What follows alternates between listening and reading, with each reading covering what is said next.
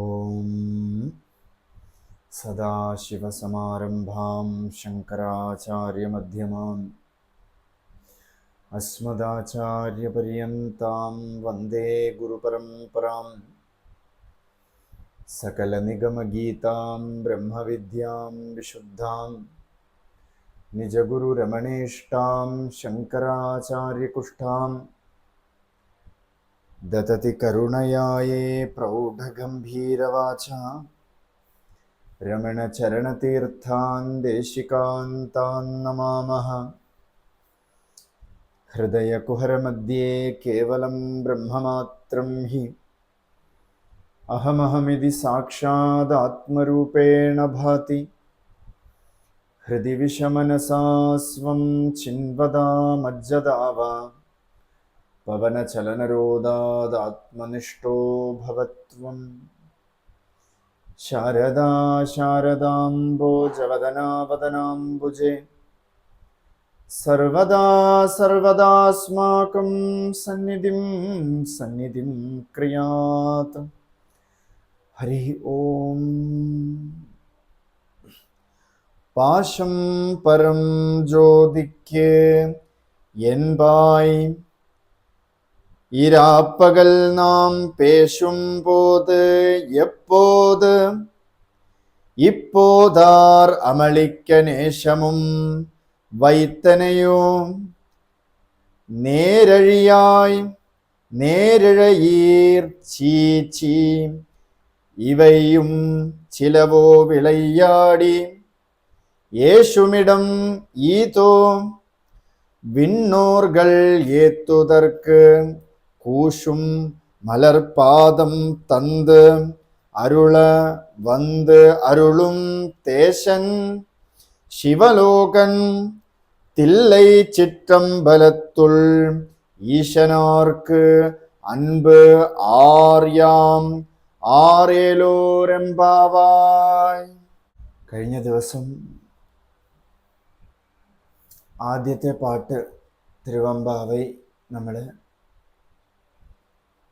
വളരെ വിശദമായിട്ട് കണ്ടു. ഭഗവത് പ്രാപ്തിക്ക് ലക്ഷണം എന്താണ് എന്ന് വെച്ചാൽ പക്വമാണ്. എപ്രകാരമാണോ ഒരു കർപ്പൂരം അഗ്നിയിൽ അടുത്തേക്ക് പോകുന്തോറും ആ കർപ്പൂരം അഗ്നിയെ സ്വീകരിക്കണത്, അതുപോലെ പക്വമായ ജീവൻ സത്സംഗത്തിലോ ഭഗവത് കഥാശ്രവണത്തിലോ സദ്ഗുരു സന്നിധിയിലോ ഏതെങ്കിലും തീർത്ഥക്ഷേത്രത്തിലോ ജ്ഞാനനിലയെ അടയണം. എന്ന് വെച്ചാൽ ഒരാൾക്ക് ഇങ്ങനെ സംഭവിച്ചു എന്ന് പറഞ്ഞാൽ അതുപോലെ സംഭവിക്കണം എന്ന് നിർബന്ധമില്ല. അതുകൊണ്ട് വേദം പറയണത് ആകെയുള്ള വഴി പക്വമാവലാണ്. ആ പക്വമാവണത് നമുക്ക് എങ്ങനെ അറിയാൻ പറ്റും? ചക്കയാണെങ്കിൽ ചൂഴ്ന്നു നോക്കാം അല്ലെ, ആരാണ് പക്വി ഇല്ലെങ്കിൽ ആരാണ് അധികാരി എന്നൊന്നും നമുക്ക് അറിയാൻ പറ്റില്ല. ഭഗവാൻ രമണ മഹർഷിയുടെ കഥ എന്താന്ന് വെച്ചാൽ, മഹർഷി കുറച്ചു കുരങ്ങന്മാർക്ക് ഉപദേശിക്കും, അത്ര മൃഗങ്ങൾക്ക് ഉപദേശിക്കും. അപ്പോൾ ഭഗവാന്റെ തന്നെ ഒരു ഭക്തൻ ചോദിച്ചു, ഭഗവാനെ, കുരങ്ങനൊക്കെ പോയി ഉപദേശിക്കണമല്ലോ ഈ ആത്മവിദ്യ, ഇതിനൊക്കെ വല്ല മനസ്സിലാവോ എന്ന് പറഞ്ഞിട്ട് ചിരിച്ചു. അപ്പൊ ഭഗവാൻ പറഞ്ഞു, ഞാൻ ഉങ്ങൾക്കും ഉപദേശം പண்றேன். എല്ലാവർക്കും പുരിഞ്ചതാ? ഞാൻ നിങ്ങൾക്കൊക്കെ ഉപദേശം ചെയ്യണു, നിങ്ങൾക്ക് ആർക്കെങ്കിലും ഒക്കെ മനസ്സിലായോ? ആനാ ഉങ്ങൾക്കുള്ള യാരോ പുരിഞ്ചിക്കറാൻ, യാരോ തെരിഞ്ചിക്കറാൻ. നിങ്ങളുടെ ഉള്ളിൽ ആരൊക്കെയോ ഇതിനെ ഗ്രഹിക്കണോ, ആരൊക്കെയോ ഈ വസ്തുവിനെ അറിയണോ. அந்த மாதிரி இந்த കുരങ്ങിലും யாராவது இருந்து ഗ്രഹിപ്പാ. ഈ കുരങ്ങിലും ആരെങ്കിലുമൊക്കെ ഇരുന്ന് ഗ്രഹിക്കും എന്ന് പറഞ്ഞു. അപ്പൊ പക്വ നിലയെ ആവലാണ് നമുക്ക് അധ്യാത്മത്തിൽ നമ്മൾ ചെയ്യേണ്ടത്. അത്രേ ഉള്ളൂ, വേറൊന്നുമില്ല. അല്ലാതെ ജ്ഞാനത്തിന് ഇന്ന വഴി, ഈ വഴിയേ പോകാവൂ എന്നൊന്നുമില്ല. ജ്ഞാനം സ്വാഭാവികമായിട്ട് നമ്മുടെ ഉള്ളിലെ നിലയാണത്.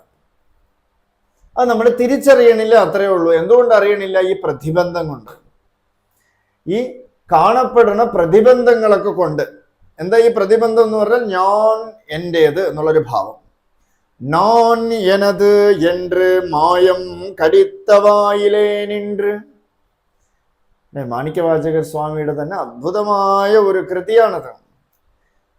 അതിൽ പറയാണ്, ഞാൻ എന്റേത് എന്നുള്ളൊരു ഭാവം, മമകാരം, അഹം മമകാരം, ഞാൻ എന്റേത്, മമത.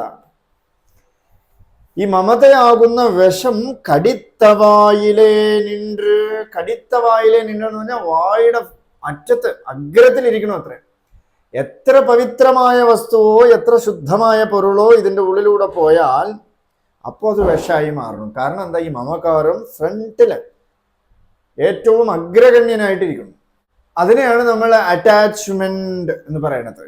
എൻ്റേത് എന്ന് പറയുമ്പോൾ നമ്മൾക്ക് അറ്റാച്ച്മെന്റ് വരണു, അല്ലേ?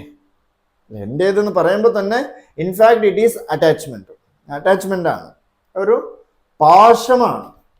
തമിഴിൽ പറയുന്ന പാശം, കയറ് പോലെയാണ്, കെട്ട് പോലെയാണ് അത്ര ഈ അറ്റാച്ച്മെന്റ്.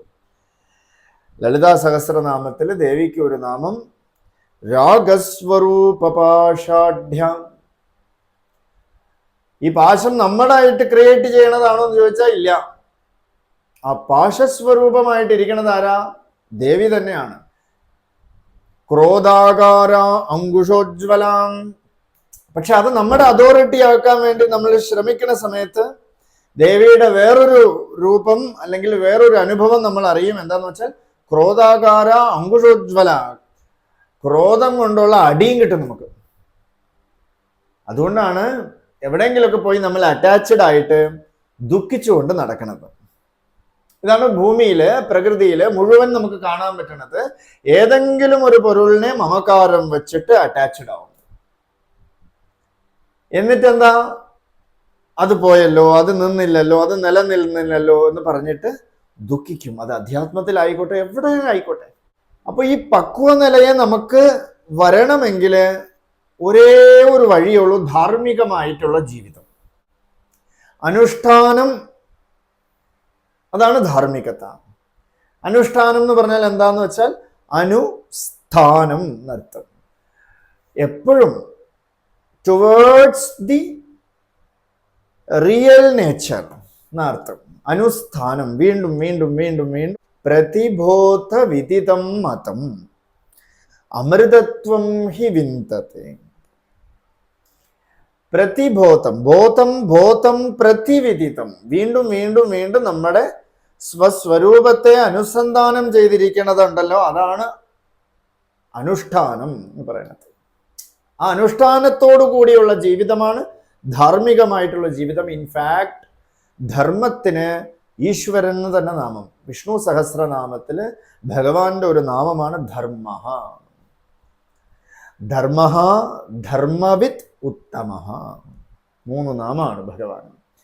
ഒന്ന് ധർമ്മം, ഒന്ന് ധർമ്മവിത്, ഒന്ന് ഉത്തമം. അപ്പൊ ഭഗവത് നാമത്തോടു കൂടിയുള്ള ജീവിതമാണ് ധാർമ്മികമായിട്ടുള്ള ജീവിതം. ആ ധാർമ്മികമായിട്ടുള്ള ജീവിതം നമ്മളെ നയിച്ചാൽ നമുക്ക് ഈ കുടുംബ ജീവിതമോ വ്യവഹാരമോ ഒന്നുമേ പ്രതിബന്ധമേ ആവില്ല. കാരണം ഏറ്റവും first priority we are giving to Bhagavan. ചിലർ 4 ആളുകളുടെ മുമ്പിൽ ഇത് പറയും, എനിക്ക് ഭഗവാനാണ് വലുത്, ഭഗവാൻ അർപ്പണമാണ്, എല്ലാം പറയും. 4 പേർക്ക് പറഞ്ഞു കൊടുക്കും. കേൾക്കണത് എന്തൊക്കെയോ ശ്രവണം ചെയ്തതൊക്കെ നാട്ടുകാർക്ക്, ഇപ്പൊ നമ്മളൊക്കെ പറയണില്ലേ അതുപോലെ നാട്ടുകാർക്കൊക്കെ ഇതൊക്കെ അറിയിക്കണം എന്നൊരു ഭാവത്തില് ഇങ്ങനെ പറഞ്ഞു കൊടുത്തോണ്ടേയിരിക്കും. പക്ഷെ കാര്യത്തിലേക്ക് കിടക്കുമ്പോഴും അല്ലേ, പക്വമാവാത്തടത്തോളം കാര്യത്തിലേക്ക് കിടക്കുന്ന സമയത്ത് നമുക്ക് ദുഃഖം വരും. രമണ ഭഗവാന്റെ അടുത്ത് ഒരാൾ ചോദിച്ചു, ഭഗവാനെ ഈ തത്വമെല്ലാം നല്ലവണ്ണം ഗ്രഹിച്ചു ഞാൻ, നല്ല പച്ചവെള്ളം പോലെ ഏത് ഉറക്കത്തിൽ ചോദിച്ചാലും ഞാൻ ആര് എന്ന് ചോദിച്ചാൽ എനിക്ക് ഉത്തരം പറയാനുണ്ട്, പക്ഷേ അനുഭവം വരണില്ലല്ലോ ഭഗവാനെ. അപ്പൊ ഭഗവാൻ പറഞ്ഞു, നീ ദുഃഖിച്ചു പോരലേ എന്ന് പറഞ്ഞു. നീ ദുഃഖിച്ചു പോരളേ. എപ്പോ ദുഃഖത്തിന്റെ അവസാനം ഉണ്ടാവണോ, ശോകസ്യ ഹന്ത്രി, എപ്പോ ഈ ശോക നിവൃത്തി ഉണ്ടാവണോ, അപ്പോഴാണ് വാസ്തവത്തില് നമ്മൾ ആത്മസ്വരൂപത്തെ അറിഞ്ഞിരിക്കണത്, ഇല്ലെങ്കിൽ നമ്മുടെ നിജസ്വരൂപത്തിൽ നമ്മൾ പ്രതിഷ്ഠയാവണത്. അതുവരെയ്ക്കും നമുക്ക് ദുഃഖം ഉണ്ടാവും. കാരണം ഇത് അങ്ങോട്ട് പൂർണ്ണമായിട്ട് പോയില്ല എന്നർത്ഥം. അപ്പോ നമ്മള് സ്വാമി തന്നെ പറയണ ഒരു കഥ, ഒരു ആചാര്യൻ ഉപനിഷത്ത് വ്യാഖ്യാനമൊക്കെ നടത്തിയിട്ട് അവസാനം ചോദിച്ചു അത്രേ, ആർക്കൊക്കെ മനസ്സിലായി എന്ന് ചോദിച്ചു. നോക്കിയപ്പോൾ ആ ഹാളിലെ മുഴുവൻ ആൾക്കാരെ അങ്ങോട്ട് കൈ ഉയർത്തി. അപ്പോൾ അദ്ദേഹം പറഞ്ഞു, എൻ്റെ കുറ്റമല്ല കേട്ടോ എന്തെങ്കിലും മനസ്സിലായ. കാരണം ഇത് മനസ്സുകൊണ്ട് ഗ്രഹിക്കേണ്ട വിദ്യയല്ല. മനസ്സുകൊണ്ട് ഗ്രഹിക്കേണ്ട വിദ്യക്ക് അറിയണവനുണ്ട്, അറിയാൻ ഒരു പൊരുൾ വെളിയിലുണ്ട്. വെളിയിൽ ഒരു പൊരുൾ ഉണ്ടെങ്കിൽ മാത്രമേ മനസ്സിന് അവിടെ റോളുള്ളൂ. അധ്യാത്മത്തിൽ വെളിയിൽ ഒന്നുമേ അറിയാനില്ല. കാരണം ഇൻഫാക്ട് വെളിയിൽ ഒന്നുമേ ഇല്ല. It is all illusion. അതുകൊണ്ട് തന്നെ വേദമേ പറയണു, നാഹം മന്യേ സുവേദേതി നോന വേദേതി വേദച്ച യോനസ്തദ്വേദ തദ്വേദ നോന വേദേതി വേദച്ച. ആരറിഞ്ഞിരിക്കണോ അവൻ അറിഞ്ഞിട്ടില്ല, ആരറിയില്ല എന്ന് പറയണോ അവൻ അറിഞ്ഞിരിക്കണോ. ഇത് വലിയൊരു കുഴപ്പമാണ്, വലിയൊരു കോൺട്രഡിക്ഷൻ ആണ്. അപ്പൊ നല്ലവണ്ണം മനസ്സിലാക്കി എന്ന് പറയണവൻ ബുദ്ധിയുടെ തലത്തിലെ ഏതോ ഒരു വിദ്യയെ അറിഞ്ഞു വച്ചിരിക്കുന്നത് പോലെ ബ്രഹ്മവിദ്യ അറിഞ്ഞു വച്ചിരിക്കണു. പക്ഷേ ബ്രഹ്മവിദ്യ അനുഭവമാണ്. അണ്ടർലൈൻ ഇട്ട് നമ്മൾ എടുക്കേണ്ട കാര്യം, ബ്രഹ്മവിദ്യ അനുഭവമാത്രമായിട്ടുള്ളതാണ്. വ്യവഹാരത്തിൽ ബ്രഹ്മവിദ്യക്ക് സ്ഥാനമേ ഇല്ല. അപ്പോ ഇവിടെ പറയണത്, പാശം പരം ജ്യോതിക്കിയൻപായ് ഇരാപ്പകൽ നാം പേശുമ്പോത്. എപ്പോത്, എപ്പോഴും എൻ്റെ അറ്റാച്ച്മെന്റ് ഈശ്വരനാണ്. എനിക്ക് ഈശ്വരനാണ് വലുത്, ഈശ്വരപ്രാപ്തിയാണ് എനിക്ക് വേണ്ടത്. ഈശ്വരനല്ലാതെ വേറെ ഒരു ആവശ്യവും എനിക്കില്ല. ഇങ്ങനെയൊക്കെയാണ് അധ്യാത്മത്തിൽ ഓരോരുത്തർ പറയണതും ഇരിക്കണതും ഒക്കെ. പക്ഷെ കുറച്ചു നേരം അങ്ങോട്ട് എ സിയുടെ കാറ്റ് കുറഞ്ഞ പതുക്കെ എ സിയിലോട്ട് നോക്കും, ഫാനിൽ കാറ്റ് കുറഞ്ഞാൽ ഫാനിലേക്ക് നോക്കും. കാരണം നമ്മൾ വേറെ എന്തിലൊക്കെയോ പോയി അറ്റാച്ച്ഡ് ആയിരിക്കണം അല്ലേ. ഒരു മെഡിറ്റേഷൻ റൂമിൽ മെഡിറ്റേഷൻ ചെയ്തിരിക്കുന്ന സമയത്ത് ഒരു സിംഗിൾ നോക്ക് കതവില് എന്തെങ്കിലും ഒരു വസ്തു എക്സ്റ്റേണലി വന്നാൽ നമുക്ക് ഡിസ്റ്റർബൻസ് വന്നുകൊണ്ടേയിരിക്കും. നോക്കൂ, അങ്ങനെ വരും തോറും നമ്മൾ പൂർണ്ണമായില്ല എന്നർത്ഥം. നമുക്ക് പറയാനൊക്കെ വലിയ എളുപ്പമാണ് അല്ലെ, ഇതൊരാൾക്ക് പറഞ്ഞു കൊടുക്കാനോ ഒക്കെ വലിയ എളുപ്പമാണ്. കാരണം വളരെ എളുപ്പമാണ്, സരളമാണ്, എല്ലാത്തിനും തള്ളിവിടേണ്ട വിദ്യയാണ്. പക്ഷേ ഇത് പോവില്ല, തള്ളിവിടാം. പണ്ട് വീട്ടില് ചെറിയൊരു ഓർമ്മ വന്നത്, എൻ്റെ വീടിൻ്റെ തൊട്ടടുത്തൊരു വീട്ടില് സ്ഥിര അടിയ നടക്കും, അച്ഛൻ മകൻ ഒക്കെ. അപ്പോൾ ഇവര് വീട്ടിൽ അച്ഛൻ എന്ത് ചെയ്യും, ഈ മക്കളെ ഇറങ്ങി പോടാന്ന് പറഞ്ഞിട്ട് വെളിയിലേക്ക് തള്ളും. മകനാണെങ്കിൽ കുറച്ച് ഗുണ്ടാണ്, അച്ഛൻ ഒരു ഒല്ലി. അപ്പൊ ഈ മകനെ ഇങ്ങനെ തള്ളി വെളിയിലേക്ക്, എങ്ങനെയൊക്കെ വെളിയിലേക്ക് തള്ളി പോടാന്ന് പറഞ്ഞിട്ട് അച്ഛൻ തിരിച്ചു പോകുമ്പോൾ മകൻ ഇതിൻ്റെ ഇടയിൽ കൂടെ വീടിൻ്റെ ഉള്ളിൽ കയറിയിരിക്കും. അകത്ത് പോകുമ്പോൾ വീണ്ടും ഇരിക്കും, വീണ്ടും തള്ളിവിടും. അപ്പൊ നമ്മളിത് സ്ഥിരം വീട്ടിൽ കാണാം അവിടെ. അപ്പൊ അതുപോലെയാണ്, നമ്മൾ എന്തൊക്കെയോ തള്ളിക്കളയണമെന്ന് വിചാരിക്കണോ, പക്ഷെ ഇതെല്ലാം വീണ്ടും കറക്റ്റ് പ്ലേസ്, റീപ്ലേസ്മെന്റ് എന്ന് പറയണതല്ല, തിരിച്ചു വന്ന് അവിടെ ഇരിക്കും. അപ്പൊ ഇത് പോകാൻ അത്ര എളുപ്പമല്ല, പറയാൻ അത്ര എളുപ്പമാണ്, പക്ഷെ ഇത് പറയാൻ പറ്റണതല്ല. യത് വാചാൻ അഭ്യുദിതം ഏന വാഗഭ്യുദിതേ തദേവ ബ്രഹ്മത്വം വിദ്ധി നേതം യതിത്വം ഉപാസത്തെ. ഇത് വാക്കുകൊണ്ട് പ്രകടിപ്പിക്കാൻ പറ്റില്ല, വാക്ക് എത്തില്ല ഇവിടേക്ക്. തദേവ ബ്രഹ്മത്വം വിദ്ധി, എവിടെ നിന്നാണോ വാക്ക് ഉദ്ഭവിക്കണത് ആ പൊരുളിനെയാണ് ബ്രഹ്മം എന്ന് പറയുന്നത്. നേതം യതിത്വം ഉപാസത. ഇതിന് പോയി ഉപാസിക്കാനൊന്നും പറ്റില്ല അല്ലേ. ഞാനുണ്ടോന്നറിയാൻ എന്തെങ്കിലും ഉപാസനയുടെ ആവശ്യമുണ്ടോ? ജപം വേണോ? ഏതെങ്കിലും മെഡിറ്റേഷൻ റൂം വേണോ? ഒന്നും വേണ്ട.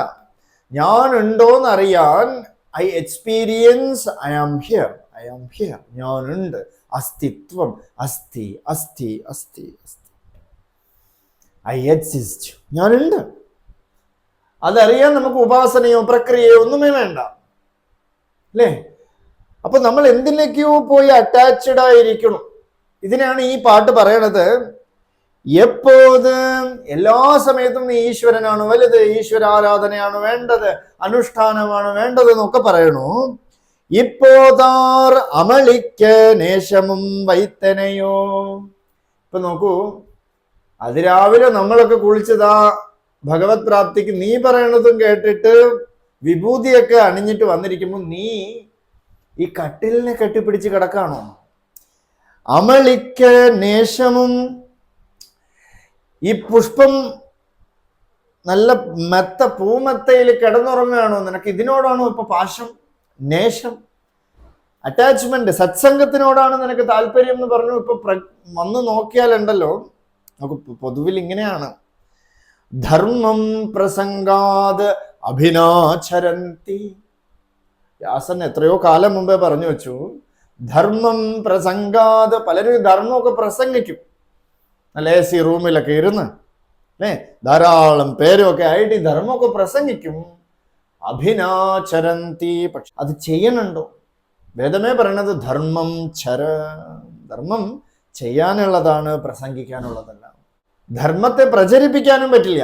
ഇപ്പൊ ധർമ്മം പ്രചരിപ്പിക്കാനൊക്കെ ആളുകൾ നടക്കുന്നുണ്ട്, ധർമ്മത്തെ പ്രചരിപ്പിക്കാൻ പറ്റില്ല. എങ്ങനെയാ ഇത് പ്രചരിക്കണമെന്ന് പറഞ്ഞാൽ ആചരണം തന്നെ പ്രചരണം. എപ്പോഴാണോ ധർമ്മത്തെ നമ്മൾ ആചരിക്കുന്നത്, ഒരു അച്ഛൻ എപ്പോഴാണോ സന്ധ്യാവന്ദനം ചെയ്യണത്, കുട്ടി പിന്നാലെ വന്നോളൂ. അല്ലാതെ അച്ഛൻ പോയി പടുക്കയിൽ കിടന്നുറങ്ങിയിട്ട് മോനെ സന്ധ്യാവന്ദനം ചെയ്യാൻ വിട്ടാലും, ഉപനയന സംസ്കാരം വരണ സമയത്ത് സ്ഥിരം കാണാനുള്ള ഏർപ്പാടാണിത്. എന്ത് ചെയ്യും? അച്ഛൻ ഒരു സന്ധ്യാവന്ദനമില്ല, അനുഷ്ഠാനമില്ല, ജപമൊന്നുമില്ല, കിടക്കയിൽ തന്നെ കിടന്നിട്ട് സന്ധ്യാവന്ദനം ചെയ്യടാ, സന്ധ്യാവന്ദനം ചെയ്യടാന്ന് പറഞ്ഞു വിടും. അത്രയും. കാരണം അവനും ഇതാണേ, ഉപനയനമൊക്കെ കഴിഞ്ഞ് കുറച്ച് കഴിഞ്ഞ സന്ധ്യാവന്ദനവും ഇല്ല, ഒന്നുമില്ല, അല്ലേ? അപ്പോ ഇപ്പോ നേഷം നീ എവിടെ വെച്ചിരിക്കണു? ഈ പടുക്കയിൽ വെച്ചിരിക്കണു. അമളിക്ക, അമളിക്ക എന്ന് പറഞ്ഞാൽ ഈ കട്ടില് നല്ല പുഷ്പവൃഷ്ടിയോട് കൂടിയുള്ള മെത്തയില് വച്ചിരിക്കുന്നു. നേരഴിയായി നേരഴയീർ, നല്ല ആഭരണമൊക്കെ ഇട്ടിരിക്കണവളെ, നല്ല മനോഹാരിതമായിട്ടവളെ, നല്ല അലങ്കാരത്തോടു കൂടി ഇരിക്കണവളെ, സൗന്ദര്യത്തോടു കൂടി ഇരിക്കണവളെ, നീ ഇപ്പോ ഈ കട്ടിലിനോടാണോ നിനക്കിഷ്ടം? ഒരു കണക്കിന് കുറച്ചൊക്കെ ഈ പഠിച്ചവർക്കൊക്കെ പറയാൻ പറ്റും, ആസീനേഭ്യ ശയാനേഭ്യ. കിടന്നിരിക്കണതും ഭഗവാൻ തന്നെയാണ്, ഇരിക്കണതും ഭഗവാൻ, കിടക്കണതും ഭഗവാൻ, നിൽക്കണതും ഭഗവാൻ, ഓടണതും ഭഗവാൻ. ശ്രീരുദ്രൻ നോക്കി അങ്ങനെയൊക്കെ ഉണ്ട്. കുറച്ചൊക്കെ പഠിച്ചവരെയൊക്കെ വലിയ പാടാണ്. പണ്ഡിതന്മാരെയൊക്കെ എന്ന് പറഞ്ഞാൽ ബുദ്ധിയിൽ കയറ്റിയിരിക്കണവർക്ക് എങ്ങനെയെങ്കിലുമൊക്കെ പറഞ്ഞ് രക്ഷപ്പെടും. പക്ഷേ അവനവനെ കറ്റ അറിവാൽ ഉണൈനാൻ കണ്ടവൻ പോൽ കൂത്ത് ആടികിൽ കുറ്റം എൻ നെഞ്ചേ കുതിക്കും പരാപരനെ. പക്ഷെ ഞാൻ എന്നെ പറ്റിക്കോ? എല്ലാവരെയും പറ്റിക്കാം, ഈ ലോകത്തിനെ മുഴുവൻ നമുക്ക് പറ്റിക്കാം. പക്ഷേ അവനവനെ പറ്റിക്കാൻ സാധ്യമേ അല്ല. അധ്യാത്മം അവനവനെ പറ്റിക്കാതിരിക്കലാണ്, അല്ലാതെ നാട്ടുകാരെ പറ്റിക്കാനല്ല. സ്പിരിച്വൽ ലൈഫ് പൊതുവിൽ എല്ലാവരും പറയണത് നാട്ടുകാരെ പറ്റിക്കാൻ വേണ്ടിയിട്ട് ഇറങ്ങിയിരിക്കുകയാണെന്നാണ്. എന്നാൽ ടെക്നോളജിക്കലി പറ്റിക്കണവരൊക്കെ ഉണ്ടല്ലോ, ഇപ്പോൾ ഒരു മാനേജ്മെന്റ് അല്ലെങ്കിൽ എന്തെങ്കിലുമൊക്കെ സംഭവം, എന്തെങ്കിലും അടുത്തവൻ്റെ പോക്കറ്റിൽ കാശിനെ എടുക്കണം, ഇതൊക്കെ വളരെ ടെക്നിക്കലി അത് കുറച്ച് ഉയർന്നതാണ്. അഡ്വർടൈസ്മെന്റ്, എന്തിനാ advertisement? If it is necessary, what is the need of advertisement? Necessary ആണെങ്കിൽ എന്തിനാ അഡ്വർടൈസ്മെന്റ്? അത് ആളുകളെ പറ്റിക്കലാണ്, അല്ലേ? അപ്പൊ അതൊക്കെ വലിയ ഉയർന്ന വിദ്യ.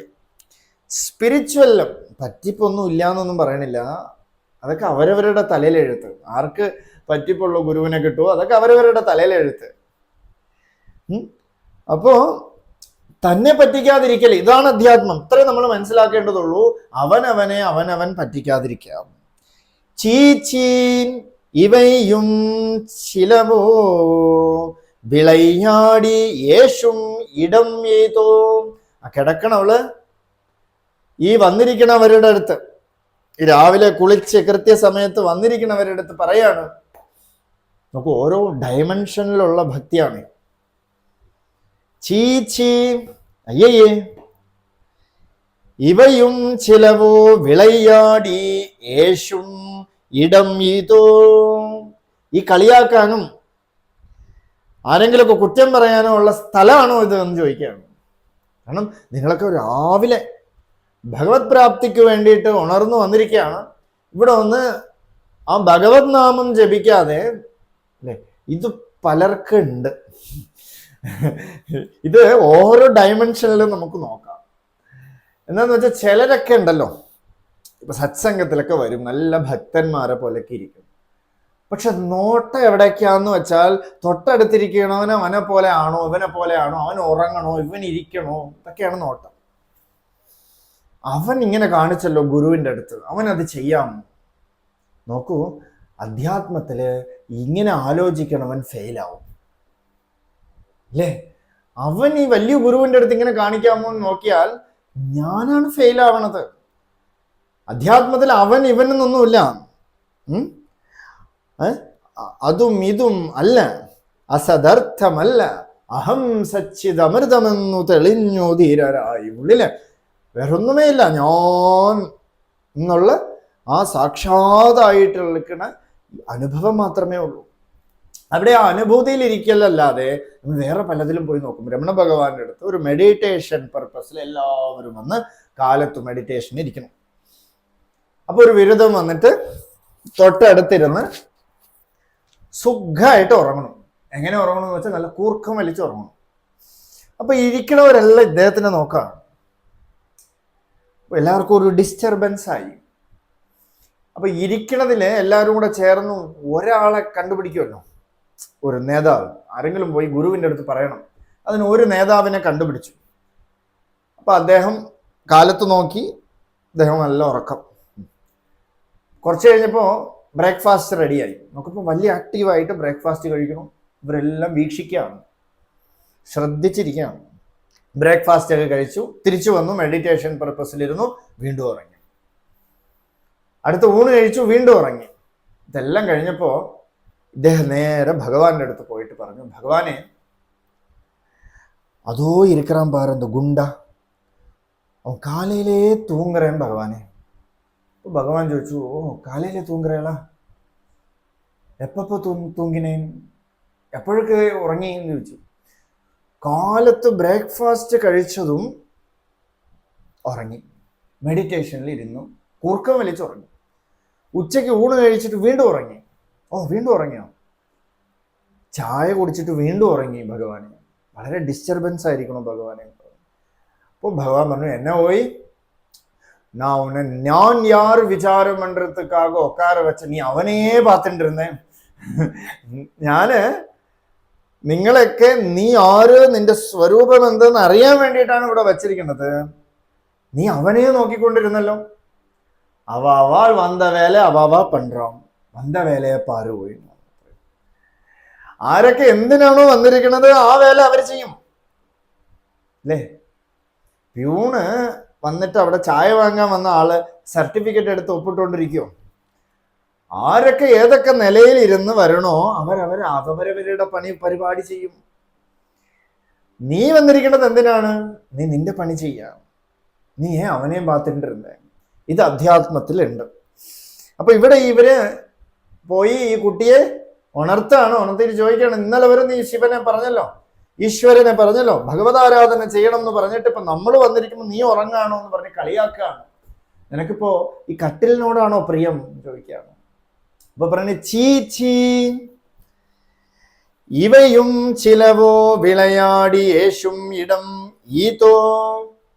ഈ പടുക്കയിൽ കിടക്കണ പെണ്ണ് പറയാണ്, ഇങ്ങനെ വന്ന് ആളുകളൊക്കെ കുറ്റം പറയാനാണെങ്കിൽ ഇതൊന്നും അധ്യാത്മമല്ല, ഇതൊരു ഡയമെൻഷനിലോ ഒരു അർത്ഥമാണ്. വിണ്ണോർകൾ ஏத்துதற்கு கூஷும் மலர்பாதம் தந்து அருள வந்து அருளும் தேசன் சிவலோகன் தில்லை சிற்றம்பலத்துள். ഈശനാർക്ക് അൻപ് ആർയാം യാറേലോരംപാവാൻ. ഇവിടെ പറയാണ്, വിണ്ണോറുകൾ എന്ന് പറഞ്ഞ സ്വർഗത്തിലുള്ളവർ, ഈശ്വരൻ, ഇന്ദ്രലോകത്തിലുള്ളവർക്ക്, ദേവന്മാർക്ക്, ഏത്തുതർക്ക് കൂശും എന്ന് പറഞ്ഞാൽ കണ്ണ് കാണാൻ പറ്റാതെ, അല്ലെ, വളരെ ജ്യോതി കൊണ്ട് കണ്ണ് കാണാൻ പറ്റാത്തതുപോലെ,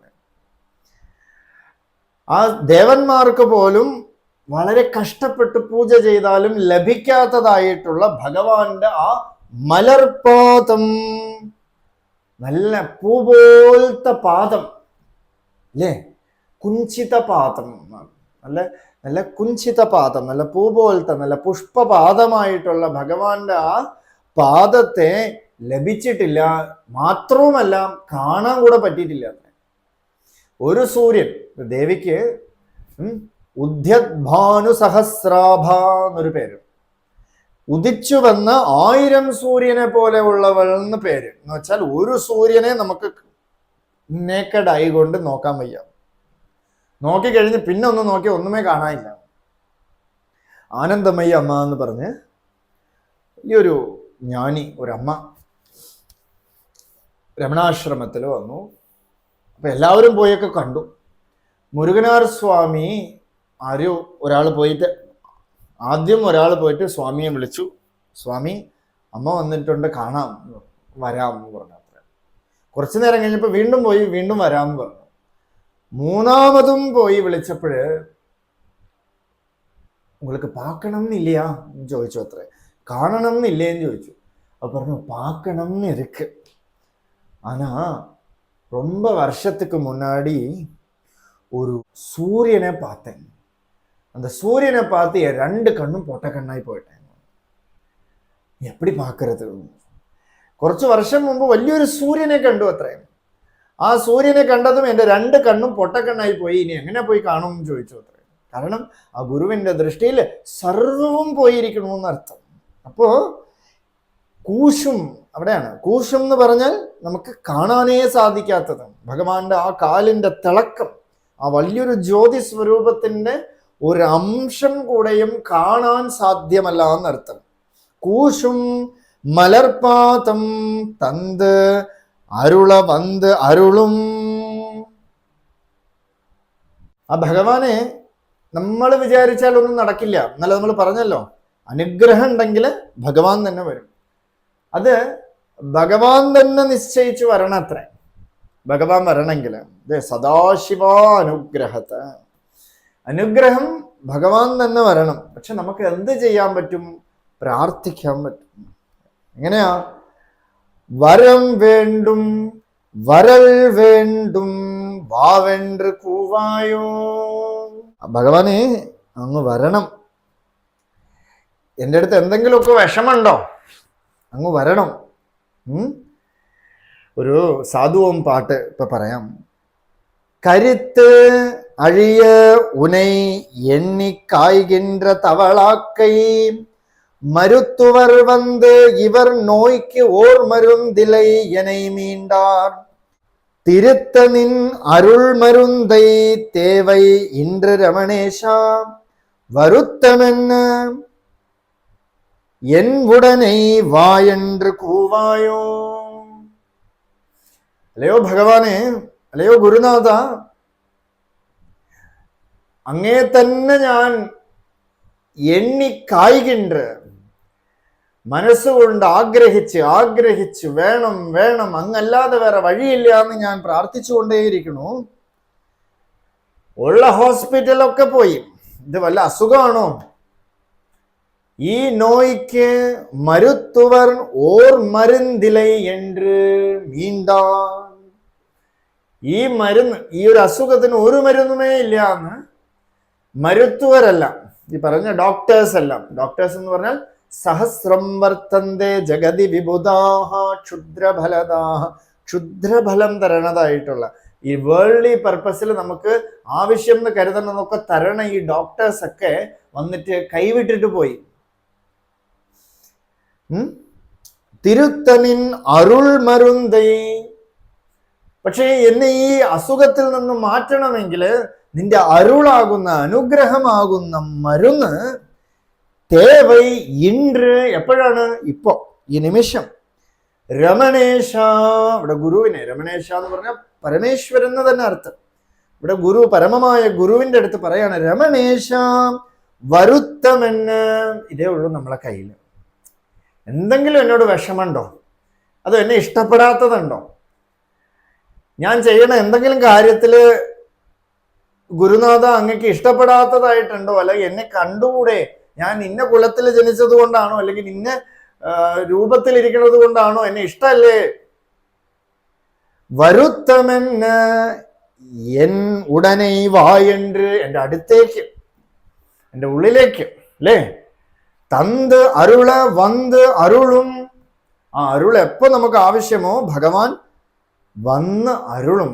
അങ്ങനെയുള്ള ഭഗവാൻ, ആ ഭഗവാനെ നമ്മൾ ആഗ്രഹിക്കാം. തേശൻ, തേശൻ എന്ന് പറഞ്ഞാൽ നല്ല തനി തങ്കം എന്നർത്ഥം. സ്വർണം, തനി സ്വർണമായിട്ടുള്ള, സ്വർണ കട്ടയായിട്ടുള്ള, ഘനീഭൂതമായിട്ടുള്ള ആ തങ്കം. ശിവലോകൻ തില്ലൈ ചിറ്റമ്പലത്തുൾ, ആ ശിവലോകത്തിന്റെ അധിപനായിട്ടുള്ള തില്ലൈ, തില്ലൈ എന്ന് പറഞ്ഞാൽ ചിദംബര ക്ഷേത്രം, തില്ലൈ ക്ഷേത്രം. ചിറ്റമ്പലത്തുൾ, ആ ക്ഷേത്രത്തിന്റെ ഉള്ളില് പൊരുളായിട്ടിരിക്കണ ഈശനാർക്ക്, ആ പരമേശ്വരനെ അൻപ് ആർയാം യാർ ഏലോരെമ്പാവായി, ആ പരമേശ്വരനോട് നമുക്ക് അൻപ് ചെയ്യാൻ നമ്മൾ 7 അയലത്തെങ്കിലും ഉണ്ടോ? ആ ഭഗവാനെ വേണ്ട വിധത്തിൽ പൂജിക്കാൻ അബലകളായ നമുക്ക് ദേവന്മാർക്ക് പോലും കിട്ടാത്തതാണ് നമ്മൾ ഇപ്പൊ സ്വീകരിക്കാൻ പോണത്. എന്നിട്ട് ഇപ്പൊ നിങ്ങളൊക്കെ വന്നതായി ഇവിടെ കുറ്റം പറഞ്ഞുകൊണ്ടിരിക്കുകയാണ്, കുറ്റവും കുറവും, ഞാൻ വന്നില്ല, ഇവൾ വന്നില്ല എന്നൊക്കെ. പക്ഷെ ഞാൻ വരാം, നമുക്കൊക്കെ പ്രാപ്തമാണോ? പലരും ചിന്തിക്കും. ഇതൊക്കെ അധ്യാത്മമൊക്കെ നമുക്കൊക്കെ പറയണത് ഇത് കെട്ടുകഥയല്ലേ? ഏതോ രമണ ഭഗവാന് സാധിച്ചു, വിവേകാനന്ദന് സാധിച്ചു, സ്വാമികൾക്കൊക്കെ സാധിച്ചു, നമുക്കൊക്കെ ഇത് പറ്റുമോ എന്ന് ചോദിച്ചിരിക്കണുണ്ടല്ലോ. അതുപോലെയാണ് ഒരു എക്സ്ക്യൂസ്.